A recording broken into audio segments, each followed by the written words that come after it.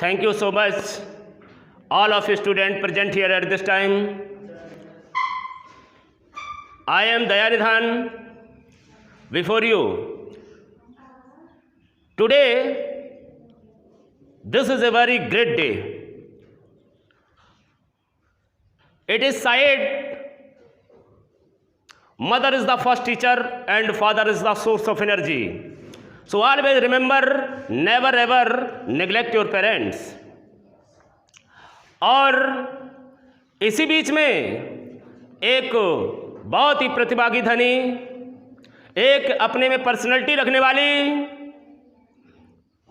ऐसी ही बेटी को बुलाना चाहूँगा जो एक मोटिवेशनल स्पीच लेकर के उपस्थित हो रही हैं और मैं उनका नाम अनाउंसमेंट करने जा रहा हूँ। वो है कुमारी मंजू।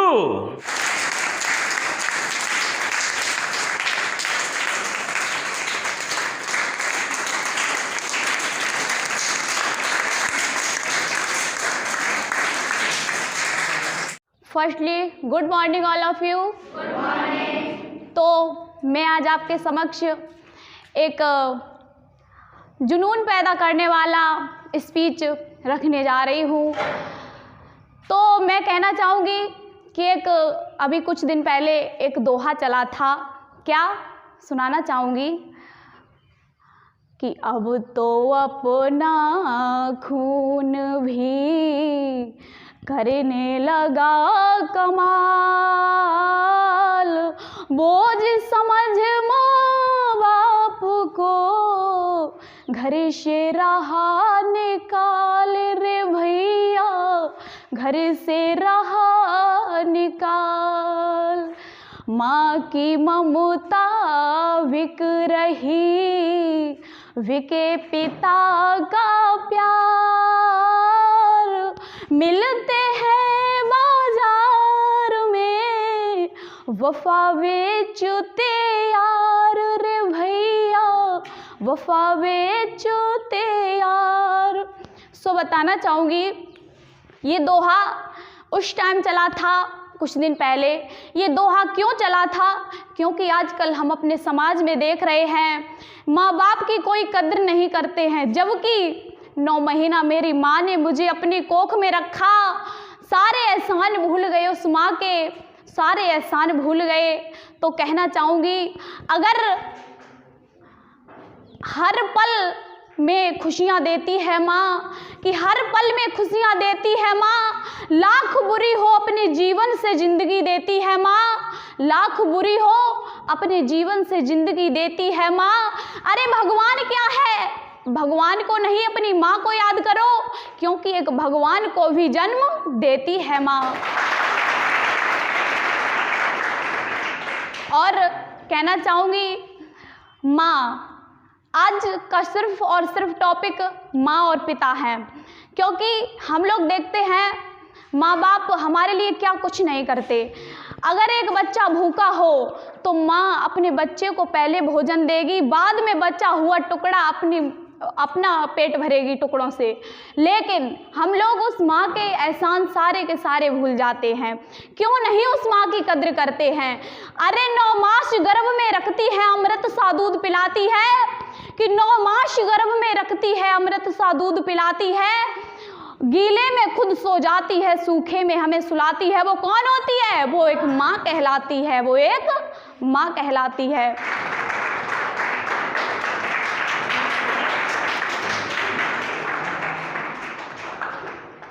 तो कहना चाहूँगी माँ हमारे लिए बहुत कुछ करती है, लेकिन क्या हमने कभी सोचा कि माँ के लिए कुछ करें? माँ के लिए हमें इतना कुछ करना है, कितना भी कुछ करेंगे, लेकिन माँ के और पिता के ऋण से कभी भी बच्चे उऋण नहीं हो सकते, ये बात तो क्लियर है। लेकिन इसी के साथ ये भी कहना चाहूँगी कि माँ हमारी जीवन की प्रथम शिक्षिका है। माँ ने जो हमें दिया वो शायद कोई भगवान या कोई देवी देवता या कोई दोस्त या कोई भी नहीं दे सकता जो हमें माँ ने दिया है। माँ ने हमें सर्वप्रथम अपने उदर में प्रवेश किया। कहा है कि हमारा प्रवेश किसमें? माँ के उदर में। माँ के उदर में जब हमारा प्रवेश हुआ, एक खून का टुकड़ा था, धीरे धीरे बड़े हुए। जब 9 महीने बीत जाते हैं तो लगभग बच्चा 3-4 केजी का हो जाता है। अगर वही एक माँ करती है, अगर वही किसी और पर्सन से कहा जाए कि एक पेट में अपने कुछ बांध करके 9 महीने काम करो या 9 महीने बिताओ, तो क्या वो कर पाएगा? नहीं कर पाएगा। वो एक माँ होती है जो वो हमारे लिए बहुत कुछ करती है, लेकिन हम अपनी माँ को भूल जाते हैं।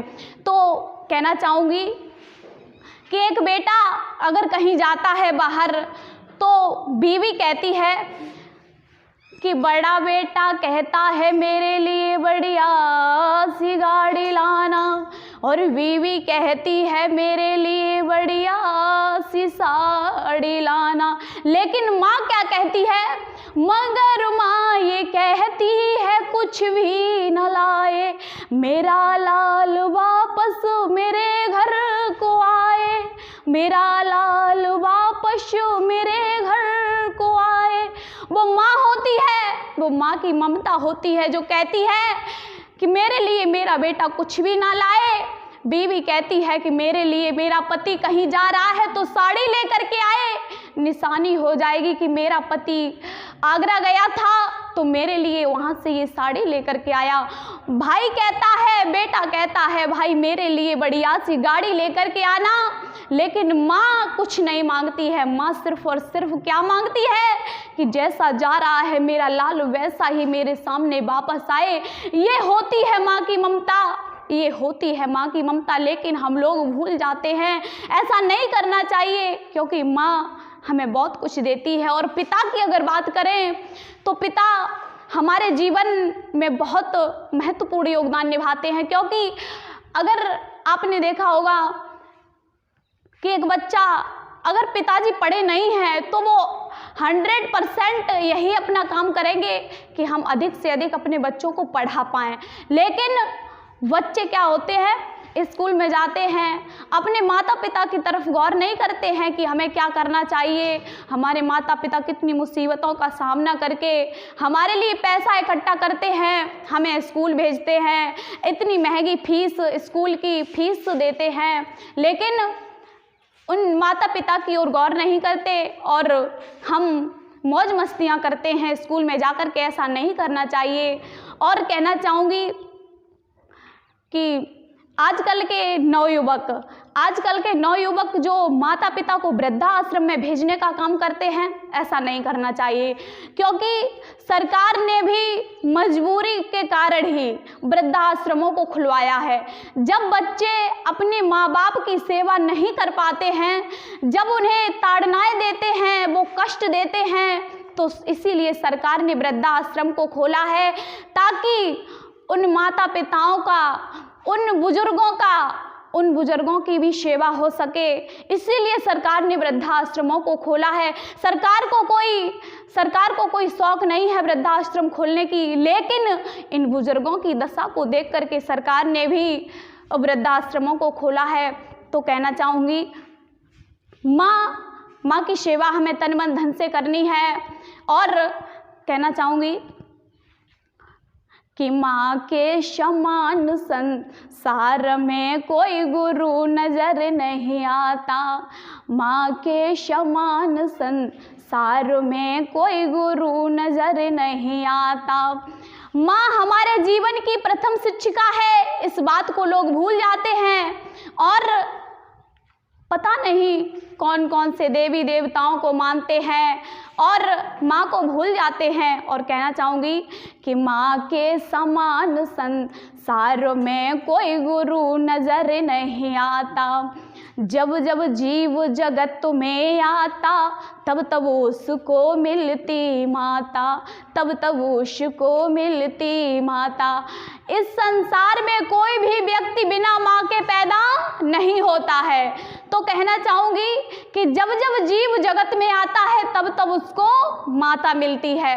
और माँ के समान संसार में इस पूरे संसार की बात करें तो कोई भी गुरु नज़र नहीं आता है, क्योंकि माँ हमें बहुत कुछ देती है। लाख बुरी हो अपने जीवन से ज़िंदगी देती है, माँ कभी बुरी हो ही नहीं सकती। ये बात तो हम कॉन्फिडेंस के साथ कह सकते हैं। माँ कभी किसी की भी बुरी नहीं हो सकती। लोग कहते हैं कि मेरे माता पिता बहुत बुरे हैं, मेरी बात नहीं मानते हैं, मेरा सहयोग नहीं देते हैं। अरे बच्चों को माँ रोकती है तो सिर्फ और सिर्फ भलाई के लिए ही रोकती है।